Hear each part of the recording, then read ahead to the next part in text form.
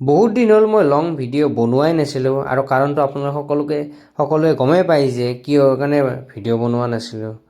কাৰণ আমাৰ মৰমৰ জুবিন দা সেই খবৰটো পোৱাৰে পৰা লং ভিডিঅ' কি একো ভিডিঅ'ই বনাব মন যোৱা নাছিল। তথাপিতো চেষ্টা কৰি জুবিনদাৰ জাষ্টিছৰ ওপৰত মই বহুতো শ্বৰ্টছ ভিডিঅ' বনালোঁ, কিন্তু এতিয়া ভাবিলোঁ যে আৰু লং ভিডিঅ' দিম বুলি ভাবিছোঁ, সেয়েহে লং ভিডিঅ' বনাবলৈ আৰু চেষ্টা কৰিছোঁ। বাকী আপোনালোকে চাব।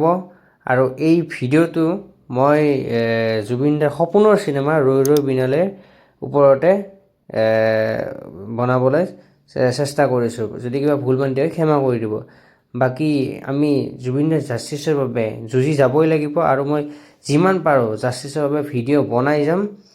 এতিয়া লং ভিডিঅ' এটা বনাবলৈ চেষ্টা কৰিছোঁ, আপোনালোকে চাব। বাকী এতিয়া মই খবৰটো ক'বলৈ ওলাইছোঁ যে ৰৈ ৰৈ বিনালে হৈছে 2025 বৰ্ষৰ ইণ্ডিয়াৰ 7 মষ্ট প্ৰফিটেবল ফিল্ম হিচাপে পৰিগণিত হৈছে। ৰৈ ৰৈ বিনালে যাতে ইয়াতকৈ আৰু বেছি অভিলেখৰ পৰা অভিলেখ সৃষ্টি কৰিব পাৰে, এই ক্ষেত্ৰত আমি আৰু বেছি চেষ্টা কৰিব লাগিব।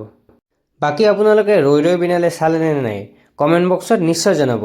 শেষত এয়াই ক'ম যে জয় জুবিন দা, জাষ্টিছ ফৰ জুবিন দা।